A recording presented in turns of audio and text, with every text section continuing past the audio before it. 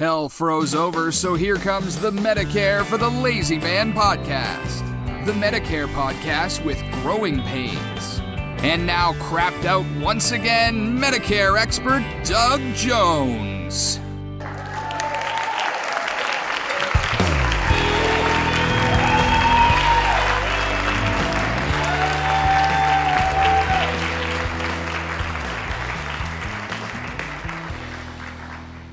Well, hello, everybody. Welcome to another episode of the Medicare for the Lazy Man podcast. This is the podcast where, as my nephew, my Canadian nephew, Drew McMillan, may have just told you, I, Doug Jones, act as your Medicare advisor and your Medicare specialist in order that you might be confident whenever your encounter with Medicare is going to happen. You can approach Medicare with knowledge that will put you on top of your game, and you will become one of the best Medicare experts in the country. There aren't that many, so it's a small fraternity that you would be a part of. The way that you can acquire that knowledge and become one of the best Medicare experts is to purchase my book, Medicare for the Lazy Man 2024. You can purchase the book at Amazon.com. or barnesandnoble.com. We've got a paperback on sale at Barnes & Noble. We've got 4 different versions at Amazon. We've got the paperback that I just mentioned. We've got the Audible book that you can listen to. We've got the very inexpensive, very nicely priced Kindle version that can be downloaded instantly to your reader. And we have the magnificently constructed hardcover book. All 4 of those have the same knowledge, the same layout, the same information. Once you have spent a little time reading my book, you will find that you are now a Medicare expert, very much like I am. So for that enjoyment, I would say, anybody that's very much like me is a lucky person. They get to work with Randy Carson. So far, I'm the only one I know, but you never know what could happen in the future. Randy, thanks again for being my co-creator for this podcast. Well, I've mentioned it a couple times. I enjoy the heck out of doing it, and never a week goes by. I know this sounds incredible. We've been doing this for, coming on, well, it's just a little bit over 600 episodes now, right? Just a little bit over 600? We're creeping up to 650. Okay. Well, of all of those episodes, I never go through one without learning something. And you know me, I love to learn stuff. So bottom line is it's been a real pleasure.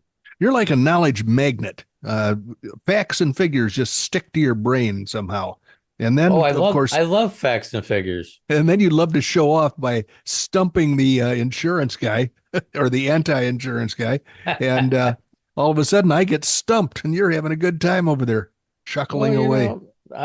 Programmers and technicians in general are detail kind of people. So I love learning things new. Bottom line is it's just part of my character. But the interesting part about that, Doug, was when I was in school, I couldn't have cared less about history. And now it's totally different. Yeah. I love history more. The interesting thing is that the girls I know really never cared to learn about the history of war, I want to say, as a broad subject.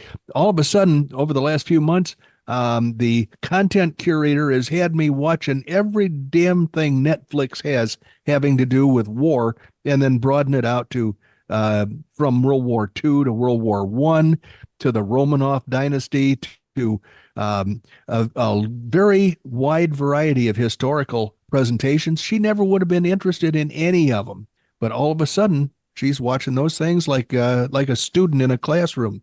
Yep. I don't know what happened. Is that like a change that happens with older ladies? She has transitioned into the history lady. Yeah, she sure has. That's for damn sure. And looks like you guess. We always like to talk about our wardrobes normally off air, but what is your shirt? Cave Creek, Arizona, something or other. Yeah, it's Cave Creek, Arizona. It's nothing. It's no in particular establishment. I thought there was another word there. Well, it says established in 1870 down below it there. Gotcha. Well, I'm wearing my Gas Guzzlers Garage T-shirt. Oh, yes, I love those. I spent a bunch of money on my 66 Impala Super Sport, and these guys did some suspension work on it, and they gave me a T-shirt. And then Cool. they got into a big fight and went their separate ways. So I'm wearing an Probably the heirloom. last T-shirt. I think so. It may be that I want to. I got to tell you a quick story about, gas guzzlers. Okay. Everything we talk about prompts a thought in either your mind or mine. But I saw a post on Facebook the other day. Yes. Okay. Now picture this. There is a gas-powered van. Mm-hmm. Have I told you this? No. Okay. There is a gas-powered van. In said gas-powered van was a diesel-powered generator. Okay. With a cable running out the back of it, charging up an electric vehicle. Okay, so that wasn't really a gas-powered van, was it? That would be more accurately described as an electric van with its own generator on it. Would that be accurate? It was a gasoline-powered van. It was like a service vehicle. Oh, okay. So it would go out and save people whose batteries had gone dead. Yes, and that gas-powered van had gasoline. Yes, diesel-powered generator in the back. I saw that. I was forwarded that picture and description by several friends who are equally derisive of electric vehicles. Well, depending on where you live, I mean, it's a little different here in Arizona, but depending on where you live and how your electricity is generated, you can actually prove mathematically and logically and every other way that it costs more and is harder on the environment to drive an electric vehicle than it is to drive gas. Oh, God. Just digging that stuff out of the earth that they need for the batteries is hard on the miners and apparently on the environment, wherever that is. Well, lithium, it's lithium, and supposedly they're inventing something new that's going to be better, but I don't know if it's going to be scaled up for cars. The context I was reading, they were talking about better cell phone batteries, so I don't think you can plug your cell phone into your car to power it. No, that would probably be a waste of time and effort.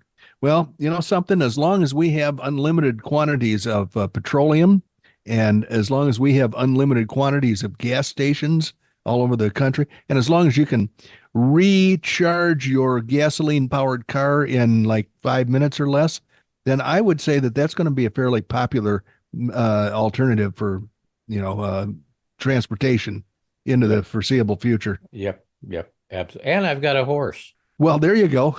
And that manufactures some stuff that could be. That's a hay-powered vehicle. It is a hay-powered vehicle, and it has an eject, not an eject.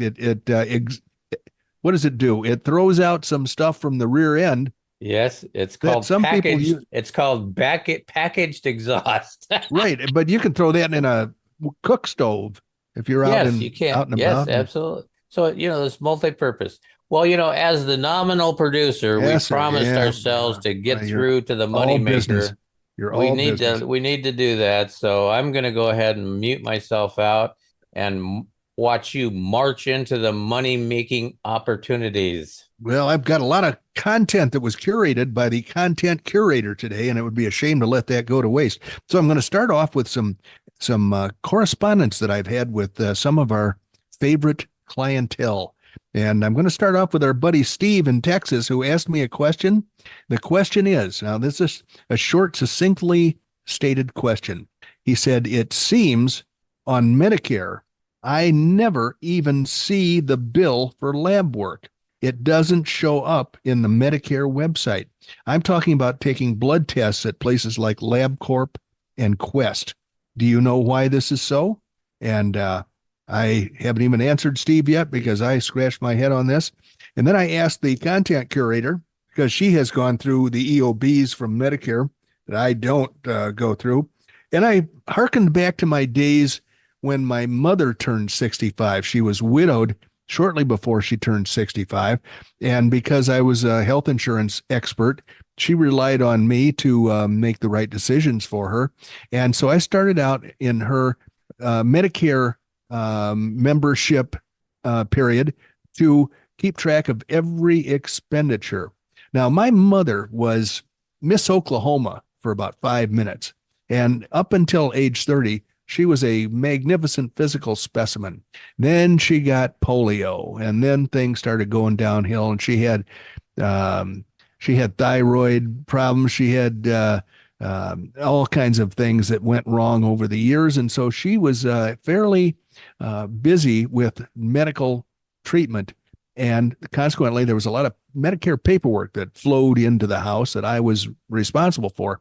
I used to try to keep track. Okay, she went to this doctor. They paid the certain percentage of that doctor's visit, and the rest of it was on our shoulders to pay a very small proportion. And then future bills would come in, and yes, they paid it 100%. And this number didn't quite match that number. And what date was this? And boy, I drove myself insane. After about a year or so, I gave up. I couldn't figure out that Medicare was prone to any mistakes. And I just didn't understand why it was so difficult when it was easy to explain to people. So I stopped trying to keep track of her expenditures. I just watched the general flow of income and expenditures out the door for all things, and I never saw a bulge. And so I think the best thing I ever did was to stop fixating on the Medicare paperwork and the suspicious attitude I might have had about is Medicare trying to cheat us? Is Medicare making errors that result in them not paying all the bills or all the finances or all the financial responsibilities that they had? I just stopped worrying about it. And frankly, my life was a lot happier after that. And so I'm going to have to say to Steve, not only do I not know the answer, but the fact that this question exists sparked an argument between the content curator and me while we were watching television, because she didn't understand the question the way I understood it. And so we each had a different opinion about how to respond. And finally, I have to say that if one were to ignore Medicare and not worry about whether the reimbursements were exactly correct and so forth and so on, one would still be very unlikely to find out that they had made a mistake and that they had screwed something up and that they owed you extra money.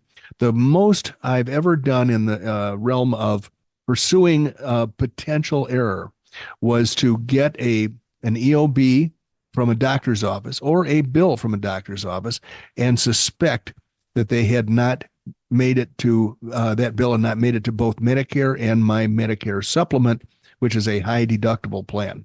So I would call up the doctor's office. I'd say, hey, I got this bill for $100. I've got a high deductible Medicare supplement.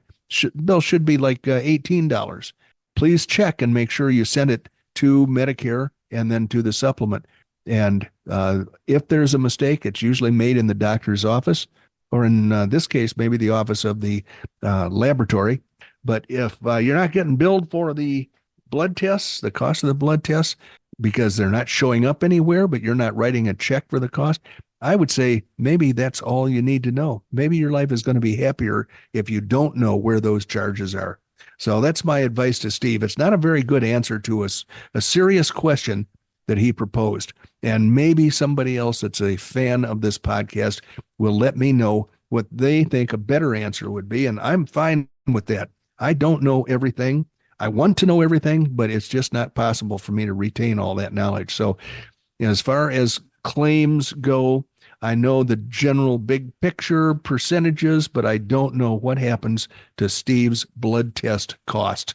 When the lab bills somebody, probably Medicare, for blood tests, I don't know what happens to that and why he can't find it on the Medicare website. Number two, another happy customer we have is the wife of a guy who wrote me, and I just mentioned this a couple of weeks ago.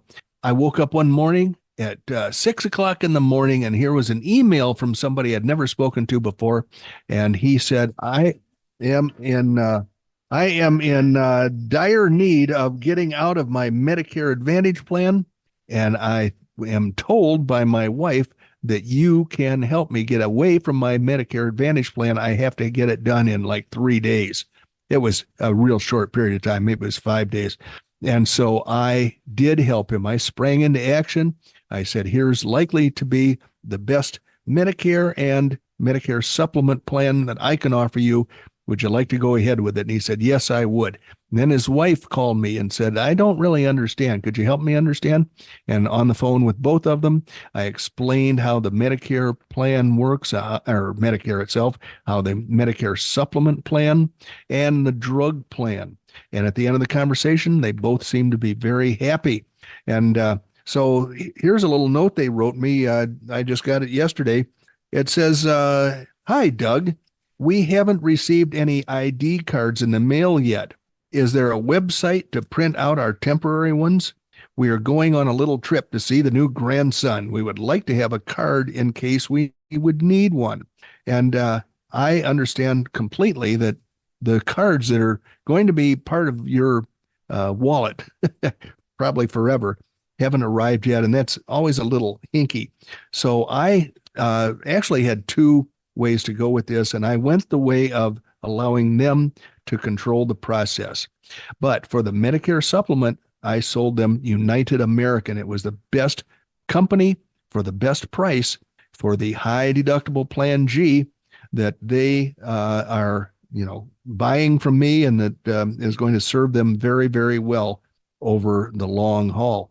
So I said, hi, Annette. Normally I offer to handle as many of the service functions that the privacy laws will allow. However, you have a deadline here, so you may want to tackle this one yourself. I knew I'd be busy this morning. Call the customer service number, and I gave her the customer service number for United American. She didn't have it because she doesn't have her card yet. And then ask for the confirmation of benefits, or whatever they call it. It's a document. This is a to whom it may concern letter that serves as a temporary substitute for the ID card. I don't know of any way to speed up the process with your drug plan, but you may be able to work some magic if your husband needs drugs before you return. The customer service number for the drug plan is blah, blah, blah. And I said, let me know how you did. Well, she hasn't gotten back to me yet. I'm hoping that she was able to work some magic. I don't know if they are concerned about the drugs or only the Medicare supplement in case of an accident or a need for treatment while they're on the trip. What I didn't say was enjoy your new grandson. I could have been more chatty and folksy with him, but I wasn't. And so I feel sorry about that.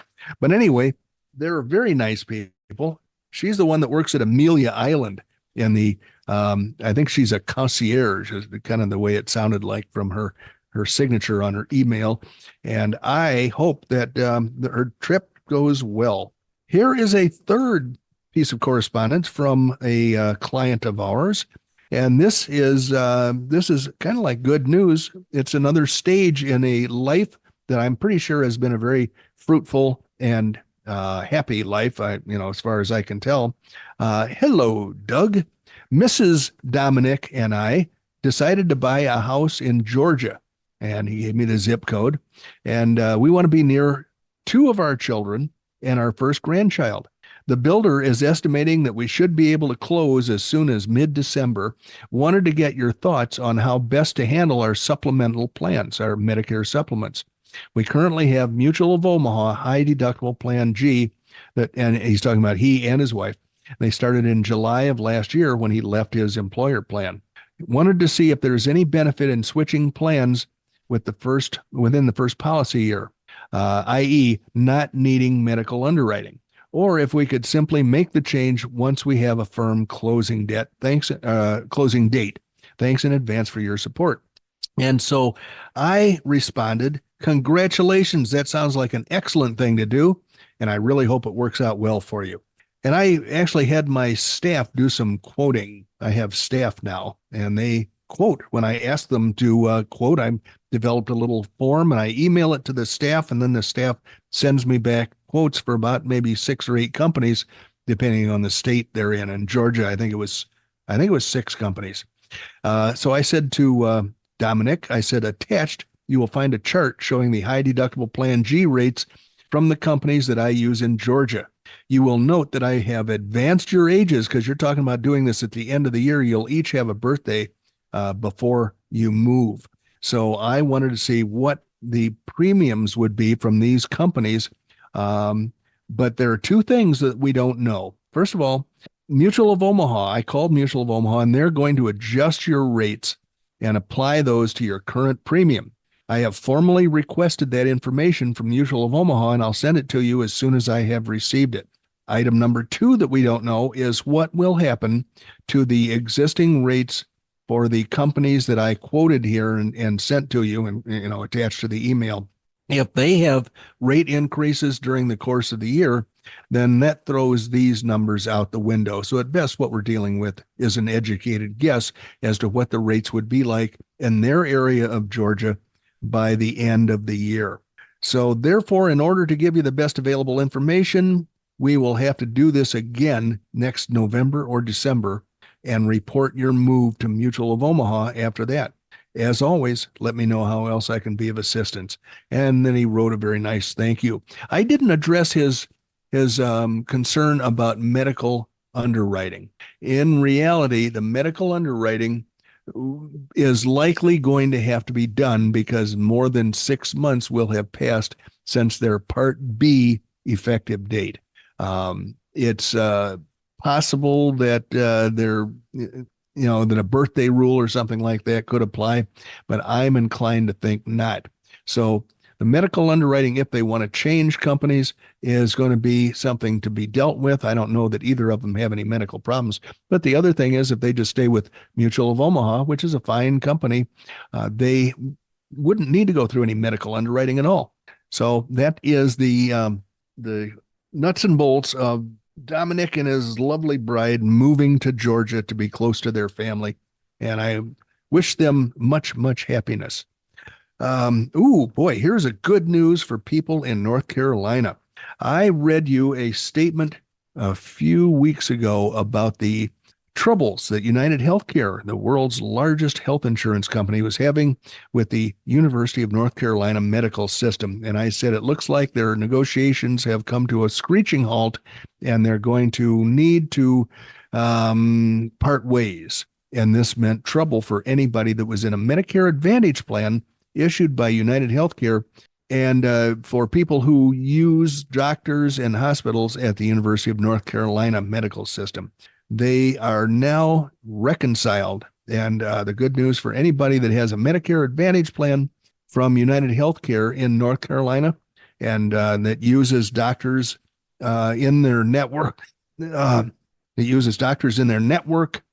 that are attached to the University of North Carolina, they can now rest easy that the network will not be disturbed, will not be turned upside down until the next time their negotiations are started up. And will they be able to come to an agreement at that point? We don't know. We just don't know. But for the time being, that kerfluffle has settled down and the dust is now settling as well.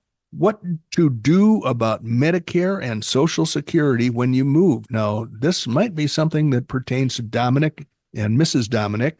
This is the Savvy Senior, this Oklahoma City expert who apparently is trying to increase his market penetration. So he says, one of his questioners says, "Dear Savvy Senior, next month I am moving to a different state so I can be near my daughter." It seems to me that I should be stopping for commercials somewhere in here, Randy, and I overlooked that. So let's do that. Let's just listen quietly to all the commercials that are being played, probably 8 or 10 minutes worth, and then we'll come back. Okay, commercial break later than normal in the podcast episode, but let's go back to the Savvy Senior. The Savvy Senior's question was, next month I'm moving to a different state so I can be near my daughter and grandkids. Do I need to notify Social Security and Medicare about the move? The signed, Relocating Grandma. So the Savvy Senior says, "Dear Relocating, yes, if you're a Social Security and Medicare recipient, you definitely need to let those federal agencies know when and where you move so that there are no hiccups in your benefits coverage. Here's what you should know. The first thing is how to update your info. If you're receiving Social Security, retirement, survivors, or disability benefits, it's required that you notify the Social Security Administration when you move to ensure your deposits continue and you avoid disruptions. You'll need to provide them with your new mailing address so they can deliver important documents to you, like your annual SSA-1099 form, and if you're switching banks or credit unions, you'll need to update your direct deposit information by providing your new financial institution's routing number and account number. If you're a Medicare participant, they too need your new mailing address so bills, correspondence, your Medicare summary notice, and other statements can go to the right address. You can update both your Social Security and Medicare contact information online by simply using the My Profile tab in your personal My Social Security account. If you don't have an account, you can create one online for free in just a few minutes. Or if you need some help or don't have internet access, you can call Social Security at 800-772-1213. Or visit your local Social Security office. That sounds like fun, and they will make the changes for you. For Medicare private plans, you'll also need to know that if you're enrolled in Original Medicare, you can move anywhere within the United States without losing coverage. But if you have Part D prescription drug coverage or a Medicare Advantage plan from a private health insurance company and you move out of the plan service area, you'll have to either switch plans or face losing coverage. Part D as in dog service areas are typically statewide, so you can extend to parts of the neighboring states, or these plans can extend to parts of the neighboring states, while Medicare Advantage plan service areas vary by county. Moving out of a plan service area qualifies you for a special enrollment period of at least 2 months to get a new plan. You may also qualify if you move within your plan service area and it offers options different from what you had. The enrollment timing depends on when you notify the plan. If you tell your plan before you move, your chance to switch plans begins the month before the month you move and continues for 2 full months after you move. If you tell your plan after you move, your chance to switch plans begins the month you tell the plan plus 2 more full months. To shop for a new Part D drug plan and Medicare Advantage plans in your new area, you can use the Medicare Plan Finder, or you can maybe call the agent that sold you that stuff in the first place. You can also switch Part D or Medicare Advantage plans back, during open enrollment, which runs each year, the end of the year, October through December 7th. Medicare supplement plans. If you're enrolled in Original Medicare and have a Medicare supplement policy, you usually don't have to switch plans if you move. But if you do, I don't know when you would ever have to. That's one of the things about Medicare supplements. You don't have to switch plans if you move, but if you do need to notify your provider. Some insurers let you keep the rate based on the state where you originally applied for Medigap. Others may change your premiums to coincide with their coverage in a different zip code. Now, what I would suggest you use, let's say you're planning to move and you've got one of those Medicare Advantage plans, which are not plans that I recommend or sell to any of my clients. There is a special enrollment period created by the fact that you have moved out of the plan service area. You are allowed to get an Original Medicare plan, and if you qualify medically in some cases, and if you don't even need to qualify in other cases, you can get a Medicare supplement. This is the best coverage available for anybody and is typically going to just cost you $50 a month. I'd say between $30 and $60 a month for the finest coverage that gives you the best freedom of choice ever. So if you've got a Medicare Advantage plan, you're planning a move out of the plan service area, what you want to do is contact Medicare for the Lazy Man. I'll find out whether your state forces the companies to ask your medical history or not.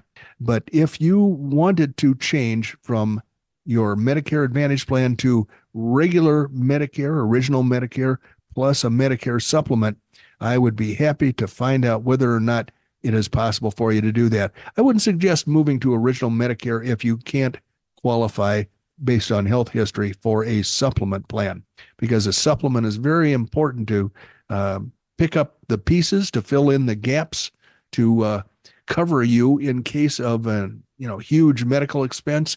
This will make sure that you have only a very tiny portion of your medical expenses to pay out of your pocket. But keep that in mind. If you're planning a move and you've got a Medicare Advantage plan and perhaps you see the handwriting on the wall that Medicare Advantage plans are going to get worse before they ever get better, then use the email address that Randy is about to give you at the end of this episode, and I will be happy to find out whether I can improve your situation with Medicare. So by yumping Yemeni, we're sneaking up on the very end of this episode. I think it's time for you to escort us out, Randy. The 50, well, okay. The 75-cent clock has gone, so we're going to have to land the plane. I'm sorry, but that's all the time we got, folks. Doug has not gotten a raise of the 75-cent immediate cost through the board yet. The finances just aren't working in our favor right now. I know. So anyway, long story short is we need to bring the plane in for landing. And before I do, there's always a few things I like to take care of. Number one, Doug mentioned an email address that he wants you to use to contact him. And it's a great one to have because he's always Johnny on the spot answering your questions. And it is, copy it down, dbj@mlmmailbag.com. Don't forget, Doug is licensed nationwide to help you with your Medicare supplement planning. Check us out on the website, medicareforthelazyman.com.